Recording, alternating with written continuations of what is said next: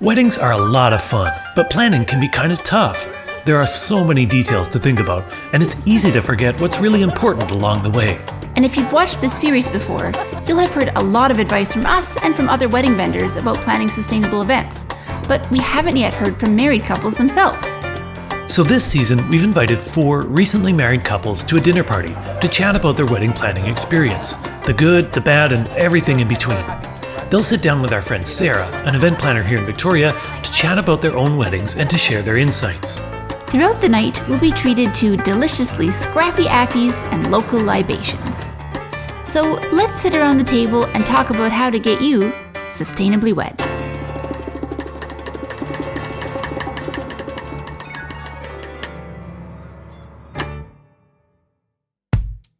In this episode, we'll be talking about decor, so we thought it would be fitting to start off by asking our host Sarah, owner of Function Design House, to talk about how she designed our table. So when we're going about design, especially with the sustainability aspect in mind, it's really all about being purposeful and intentful. So we know what kind of meal we're serving, we know what needs to be on the table, and then using those elements that we functionally need to host the dinner in the design itself. So whether we have, the cocktail menu, we've got the food menu on this one, we've included the place card names on there as well. So it's just one less piece of excess paper that we don't need.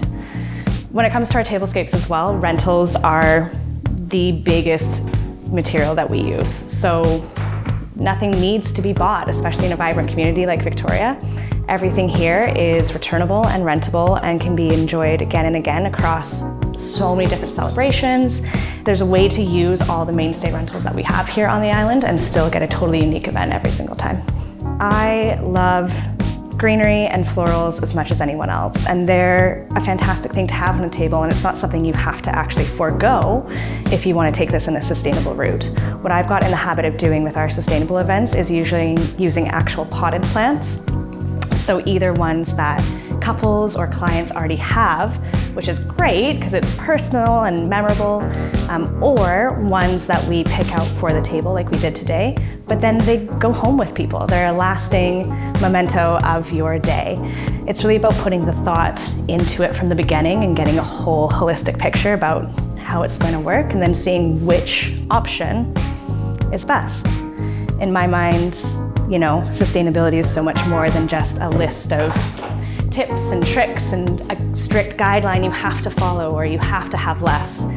It's more about challenging yourself to think in a certain way and design in a certain way and take it all into consideration before you get there.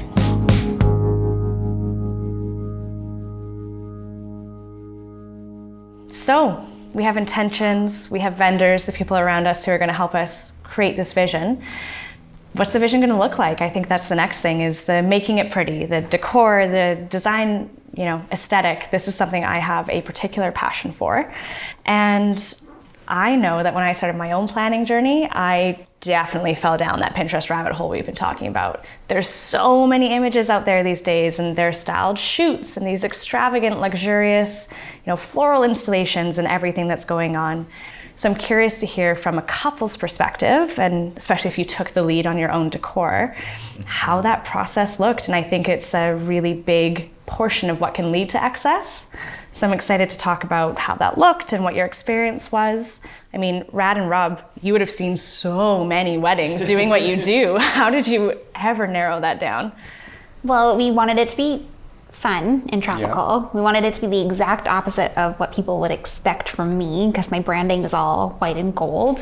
Nice. And we wanted to tie in some aspects of my culture where there's the hanging flowers. So we have the flower curtain kind of idea. And the decor, we just kept it really simple because we were pretending that Rob's brother was throwing us the party.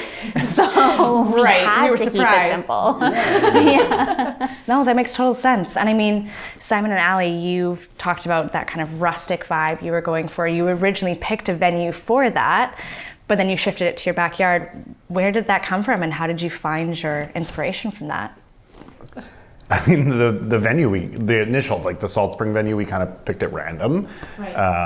But when we went and checked it out, it was perfect. Yeah. And it was wooded, rustic, sort of farmhouse style. But then when we had to cancel, we, realized, our backyard kind of has a farmhouse vibe too. Yes. And so we did the classic, like, millennial, those light bulbs that everyone likes, the string lights that... The Edison bulbs? The Edison bulb, right? Yeah. So we ended up getting like 200 feet of those and hang them in our backyard. Yeah. And we still use them to this day. Like, they've just stayed... Actually, our whole backyard has stayed set up for a wedding since, basically. That's we really built cool. a bunch of stuff for the wedding and just left it. Yes. Because we were like, well, now we can just party in the backyard like it's a wedding. And I think that's a really good point, is that when we're talking about where we're hosting our weddings, that can have a really big impact on the design and what we choose to do as decor as well. And instead of choosing, one-time use items, you guys actually invested into the value of your home and things that you're going to use day in, day out. Yeah, absolutely. Yeah. Curious, I haven't actually heard a lot about your decor design from the wedding day. Yeah. So we fell in love with the space itself, and it was kind of like a really big blank slate. So we were like, well, how do we fill it now? But I think it was really helpful to kind of use what was already there. So they had some tables and chairs. We ended up bringing some in just to kind of supplement. But our decor was pretty minimal. We did end up having some flowers, which was nice. It was something that we actually were thinking we would go without until kind of last minute. So I don't know, a lot of things kind of fell into place for us, which was really nice. But yeah, we had these like little pods where our guests could just kind of set up wherever they wanted. They could eat with whomever they wanted, and it was just a really casual Did you do a cocktail style reception? Yeah, we had like food stations, and we were pretty jazzed about those. They were so cool. We were like... It was an extended cocktail hour. Very cool. From cocktail hour into dinner, so there wasn't that much like having to reset up for the different portions of the evening. Right. Which is really great. So, and that changes the whole kind of design process as well, right? Mm-hmm. When you don't have a sit-down dinner or as many items as you need. Yeah. Exactly. You've all touched on things that I consider kind of fundamental to a more sustainable design process anyways, which is like working within your venue and using rentals and being intentional with it. Actually, using your venue is something that Michael and Casey, you guys have discussed as well, because you had a blank slate venue where you have to bring some things in. Fort Common, big brick courtyard for some context, which just has walls and floors and lights, really. Mm-hmm. So that's super cool, and it sounds like you use like functional items to bring in some color. You have a very, very beautiful venue, which, like you said, gets covered up a lot. Mm-hmm. Yeah, you go ahead. The Bengal Lounge, one of the reasons that we were drawn to it was because we didn't have to elaborate in the decor or spend money. We didn't have chargers, we didn't have tablecloths. It was our seating chart was planned around how many tables were specific to the space. Yeah. So we didn't have to bring any extra tables and then have to put in linens. So it was really very, very simple. When we got to the table decor, then we kind of were a little stumped and a little bit like you guys had to piece things together. So it ended up just buying like bulk greenery that we pulled together and into like a long strain, and had friends on the morning of who were putting it together, and leftovers from the wedding from the night before. Honestly though, that's a sustainable practice. People are getting married, let's use their stuff too. They had way more flowers than us. We were like, wow, look at all these roses. There were orchids, there were vases, there was so much for us to pick at. So we used. Yeah, we did. Yeah. But there's something so nice about a venue, and that was something that we were choosing a venue based on the fact that we didn't want to have to decorate. Yes. We didn't want to have to think about it. We wanted it to be about that experience. Interesting. No, I really like that. I think it's an important point as well, is using the space that you're in and maybe picking it a bit intentionally. Although it sounds like a big theme of this is some of the sustainable aspects that happened kind of came unintentionally, which is great too. Did anyone do the DIY aspect with their decor? Did you go with either what the venue provided or rentals? We did a mix. Yeah. We did a mix of rentals, and then I had some things that I would loan out to couples. Right. Like we had glass frames that I would write on with like paint pens, so I just did those for our wedding instead. That everything, like the majority of it was rented, and of course the regretted pineapples. Right, so the thing you did DIY, you're like, no. Shouldn't have done that. What happened? Well, they turned out beautifully, but like looking back on it, I was just like spray painting pineapples. That is not sustainable. Right. And you can't eat it. And you can't eat it, and like spray paint's not good for the environment, like just so many things. We made a mistake. Did you find it really added an impact, or would you have been pretty happy without them? I think we could have gone like faux pineapples, honestly. Yeah. Yeah, we didn't have to go real, but I think it was one of those Pinterest things. Yeah. Damn. We were a victim to Pinterest. Everyone who's been victimized by Pinterest, please raise your hand. It was one of those things that was very last minute that you were doing. I remember like and out on the balcony with cardboard down. Yeah. Which didn't fully cover. I swear that balcony still has gold paint on it somewhere. It was a rental, it's fine. Yeah. No, I think it's helpful for couples to hear though, because I mean, you know, working within the industry, we always think of rentals because we know these people and we know these companies, but a lot of people do exactly that. They're like, hey, I saw this on Pinterest and I'm gonna stay up all night, the night before my wedding, and make these string lights or these garlands, and it often doesn't have the impact, and it's kind of stressful. Yeah. Ours was like looking back, I didn't even think about this, but a lot of the things that for us, was a little like we didn't really purchase a whole lot of new things. You bought stuff from Dollarama. No. But that was that was the only thing that I feel like okay, this is not really my value, but like I'm gonna go with it because again, we all do it. Yeah. But we got our frames from an antique store. Yeah. Like we got our like bowl for the bowl from like a Value Village. Like we got the mirror from your dad. Like we try to look around and see what we can utilize first before proceeding to like, oh, we need to buy something. Yeah. So it was really just flowers and then the vases because like I mean like we did some of the stuff ourselves, like the name tags were printed on recycled paper that we did ourselves because you know, really it's so tiny and... Yeah. Well, it adds some personality, right? Like at the end of the day, it's hopefully good design isn't just about how it looks, but how it makes people feel and like how it reflects you and what you're trying to bring to the day. And it sounds like you all employed a lot of really good techniques to, whether you knew it or not, actually make it more sustainable than some. Whether it was rentals or adding in the personal touches or using functional items to kind of bring in personality. Twist, who's going to bring out our next cocktail, actually, they have all of their own glassware as well. And they're like in these ornate cups, and it's so useful when it comes to adding some personality to tables, which it sounds like we got stuck on.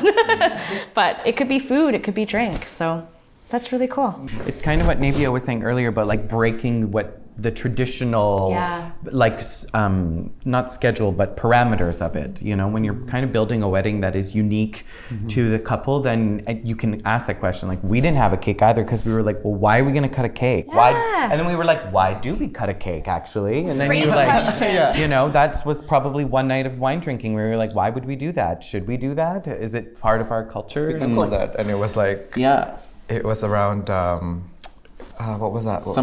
A queen? A princess? No. It was it was like a very like it's to promote like fertility. Fertility, yeah, that's what it was. That's what it was. And we were like, doesn't apply. Honestly, it's a weird moment at weddings. So like it really and we were already, because we had a plated meal, we were already getting a dessert. So we were like, well, do we actually need that? Yeah. So there were a lot of those questions that we were like, no, we don't need to. We can drop that. Yeah, with the cake, it's interesting because we had a cake because I love cake. But that's a good reason. Yeah, but we weren't going to have a formal cake cutting. That wasn't part of the timeline. And then we got forced into it by the moms. So we've been victimized by moms and Pinterest and Dollarama. Oh, I love it. But speaking of needs, should we get another cocktail? Sure. I need one. We invited Twist of Fate, a local event bartending company, to make our couples a mocktail featuring local and sustainable ingredients, something they specialize in. This is Lifting the Fog. It does feature some excellent local ingredients. The first one that we're going to use here is from really like right up the street, maybe 150 meters away, Silk Road Tea, a great local company. And we're using their vanilla tea in this cocktail. So we're doing 3 ounces of this. We've also got a fresh lavender syrup that we make using a nice local supplier of lavender, totally organic as well. So we've got chilled vanilla tea, lavender, and then fresh lemon juice. Really nice light floral option. We do a take on this as well that does have local gin and vermouth in it. Also, if you're so inclined,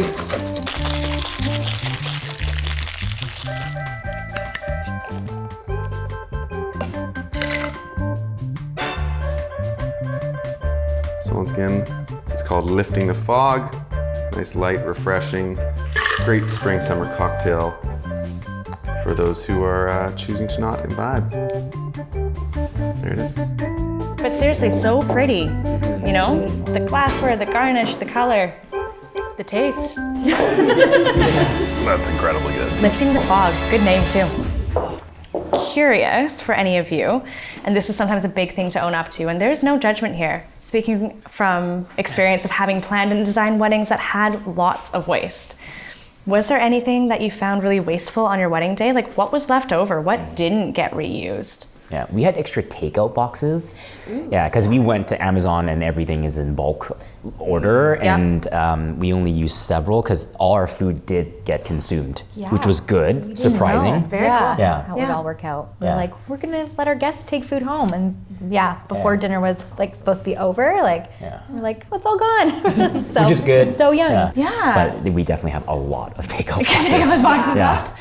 I'm curious too, was there anything in your designs that you felt was underappreciated? Like when you were maybe staying up, making those place cards and then, they just got tossed aside? Or if it wasn't at your own wedding, maybe if you thought about it but didn't go for it because of that reason? Bouquet, actually. Yeah. I went back and forth on it because we get all the wedding galleries back at the end of the season and everyone has this gorgeous photo of their bouquet. And I was like, should we get a bouquet? Should we not? And that kept me up at night. Yeah. That's because every time we'd saved anywhere else in our wedding budget, that budget went into flowers. So it wasn't really saving, it was just reallocating any additional funds into flowers. I like that. Yeah. That makes sense. Yeah. I like that. But the bouquet was one thing that I was like, we don't really need that. But Did you end up doing one? No, didn't end up doing one. We ended up just going with like a floral headpiece for me and a boutonniere for Rob. Any regrets on that? No, actually, I think the only thing I would have liked instead of the boutonniere, because it's new now, is that we had in like previous weddings was the pocket flower. Flowers, Yeah, or like the lapel of flowers, just because that just adds like another interesting element, and it's a unique way to have your personal flowers displayed. Very cool. Yeah. I like that. Simon and Ali, I know we've already talked a lot about how your decor just ended up now being a feature of your home, which is really cool. And that is something like couples do. Sometimes couples also bring elements from their home into the wedding, which is super cool. Would highly recommend looking into it. Which we did as well. Did you? Okay. Well, we took all our furniture from inside and just put it outside. See? Yeah. Genius. That works. We sound crazy. People loved that. The amount of love seats we've taken from people's houses to put in lounges. Yes. So using what's literally hyper local to you and bring it back. But maybe this is a good time to touch on the one thing that you thought was maybe going to be not necessarily decor, but you thought was going to be more environmentally friendly and compostable, but turned out not to be. Yeah, we didn't realize that doesn't really exist here, like the compostable facility So for what was it? the cup. Yeah. We had compostable plastic cups for the draft beer, and turns out that's not a sustainable approach. Not I mean, I guess there's probably worse approaches. Heck yeah. Definitely worse. But I don't exactly know all the information on it, but they don't compost properly without a facility. Is that correct? Simon's right. Compostable plastics are a highly unregulated industry, and it takes a specialized industrial compost facility to break them down. They can't be put in your green bin. There aren't any of these facilities on Vancouver Island, and there are actually very few facilities in North America in general. Unfortunately, these are still single-use items that will most likely end up in the landfill, so reuse and rentals are definitely the way to go. And that's kind of a regret actually, because we were already renting tables from tables and tablecloths, so we could have rented glassware if we had known. Yeah. And I mean, honestly, when I think about it too, it's a nice way to, elevate the specialness of your day a little bit. It's a little bit fancier anyways, and it's good for the environment, and you don't have to clean up as much. You don't even have to wash them. Put them in a rack, send them back to the rental company. But things you might not know if you're just starting out your planning journey, right? Our concern was focused around, I was just immediately thought, glass cups, backyard, bad mix, Yeah, there's gonna be fair. people running around, probably barefoot, stepping on broken glass. So I went with a safer option, but I imagine there's probably non-shatterable rentals. There's definitely that option. So in hindsight, would have done that approach for sure. No, that makes sense. I mean, you've already kind of spoken to our last area of interest, which is what would you do differently, or what would have been helpful to know? So like you were saying, that other rental options are available, and what are you doing for dinner? And you would have done compostable cups differently. But is there anything else anyone would have done differently besides limit their time on Pinterest?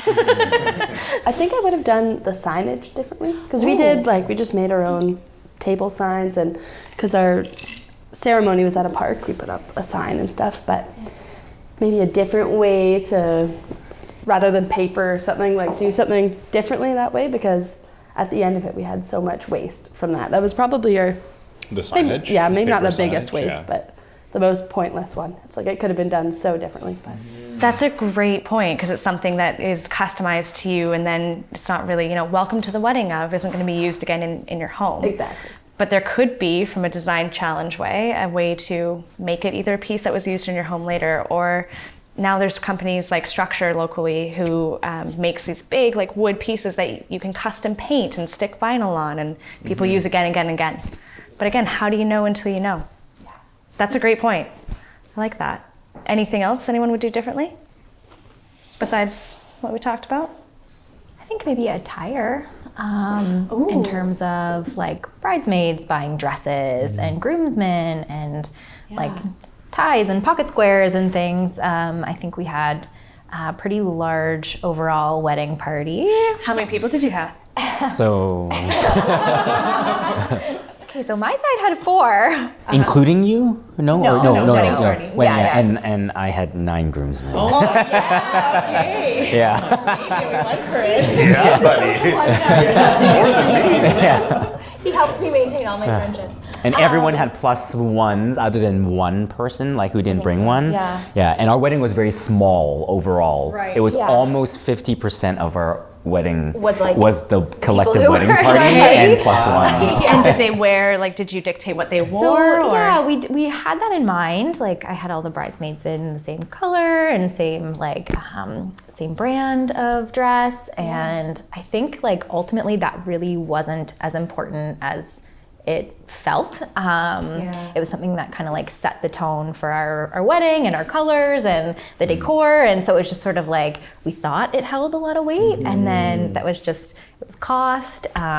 Everyone who wasn't part of our wedding party looked beautiful anyways. We're just happy to have people there, and we love them no matter what they're wearing. So we're that really doesn't matter. So I think we could have reduced them having to buy new dresses and things that they might not wear again. Wouldn't wear again. Yeah. The groomsmen rented. They did rent their suits, so that was good. I gave them a choice, and I felt it worked out in the end. And we were a little worried, if the suits don't fit nice to them, that's a concern, because the aesthetic was a big factor. Right. It worked out. Good. Yeah. But by sometimes trying to kind of control that aesthetic to that degree, it causes more stress and more excess, all those kind of things. Yeah. That makes sense. And I think you guys have done a really good job of bringing it back to our next topic, really, and what matters is who's there and the guests that are around, and everyone looked good and felt good anyway. Yeah. So yeah, excited to continue on that conversation. For sure. Yay! Good job, guys. That yay's the end.